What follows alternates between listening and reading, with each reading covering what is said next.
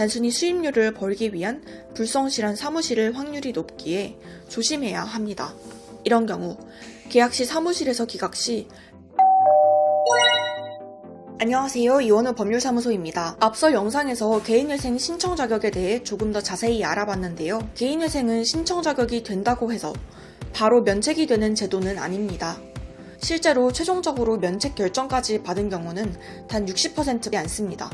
절반을 조금 넘는 수준인 것이죠. 왜 면책을 받지 못하는 사람이 이렇게 많을까요? 바로 기각과 폐지를 당하는 일이 많기 때문입니다. 용어가 다른 만큼 기각과 폐지를 혼동하기 쉽습니다. 기각은 개인회생 절차에 들어가기 전 문제를 발견하여 절차 진행이 종료되는 것을 말합니다.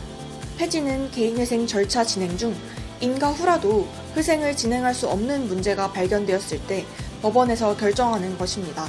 일반적으로 폐지가 되는 경우는 변제금을 미납했을 때입니다.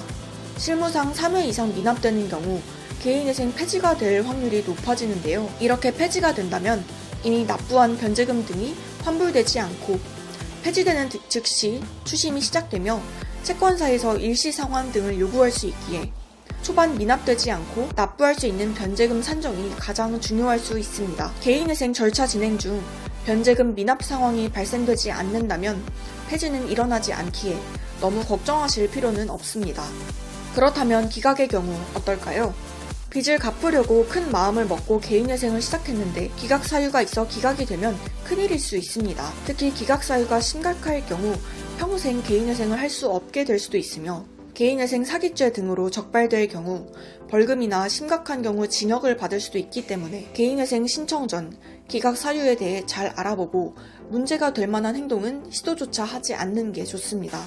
만약에라도 문제가 있다면 개인회생 신청 전 잘 해결한 후 사무실의 도움을 받아 진행하는 것이 불상사를 미리 방지하는 데 큰 도움이 될 수 있을 것 같습니다. 그렇다면 개인회생 기각 사유로는 무엇이 있을까요? 먼저 개인회생 신청 조건을 만족하지 못한다면 기각됩니다.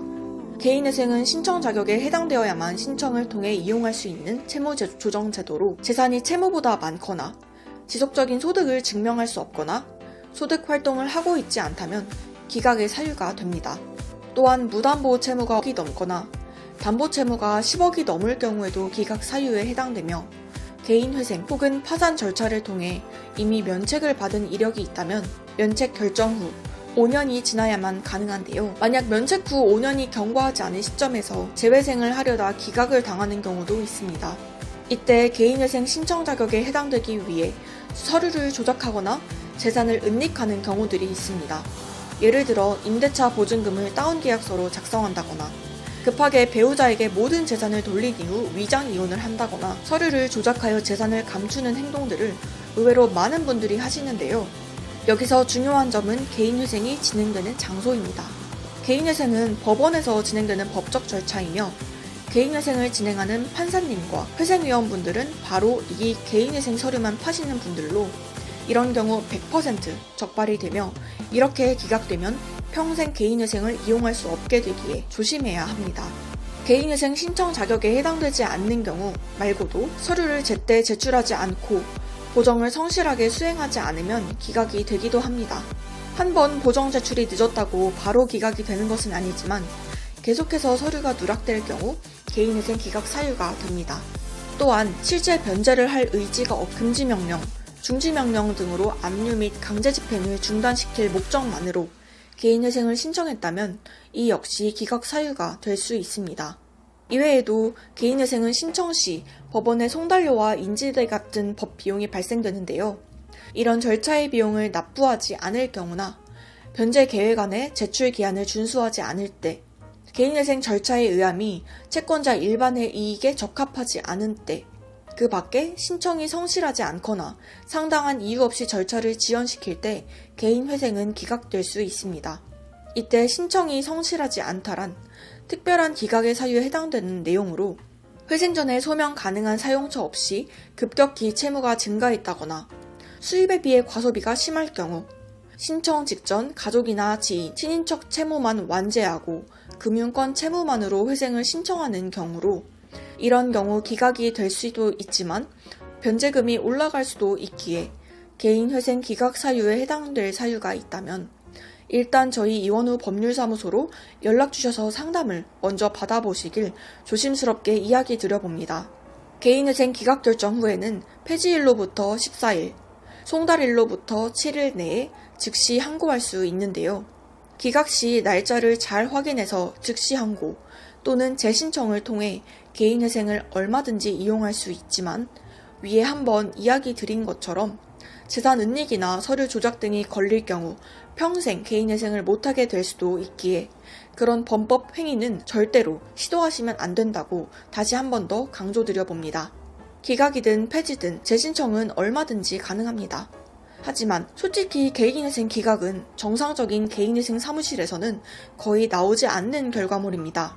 폐지의 경우 변제금 미납 등의 문제가 생겨 폐지되는 것이기에 신청인 분들이 조금 더 신경 써야 하는 부분이지만 기각은 이미 신청 상황에서 사무실에서 충분히 생길 수 있는 부분이며 기각 사유에 대해 미리 대비하여 준비할 수 있습니다.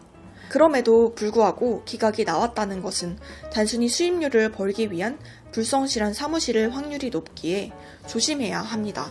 이런 경우 계약 시 사무실에서 기각 시 100% 환불 조항이 있는지 확인을 한번 해보신다면 1차로 불성실한 사무실들을 걸러보실 수 있습니다. 기각 시 100% 환불이 가능한 것은 개인회생 사건 자체에 문제가 없다면 여간에서는 기각이 되지 않기 때문입니다.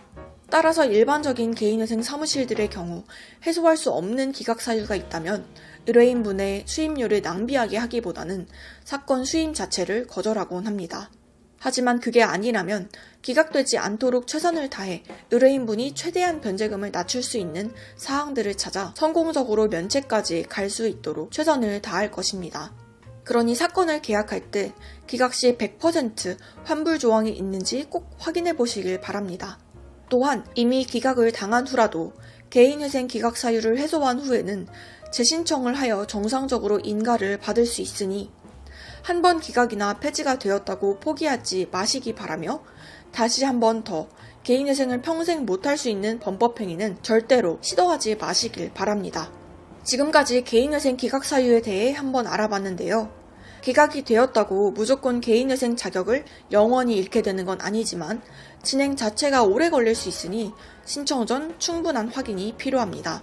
하지만 도산 전문 변호사 사무실인 저희 이원우 법률사무소와 함께 진행한다면 걱정하실 필요 없으니 궁금한 점들이 있다면 언제든 연락 주셔서 상담을 받아보시기 바랍니다. 다음 시간에는 개인회생 비용, 그래서 얼마나 드는지 속 시원히 알려드리겠습니다. 감사합니다.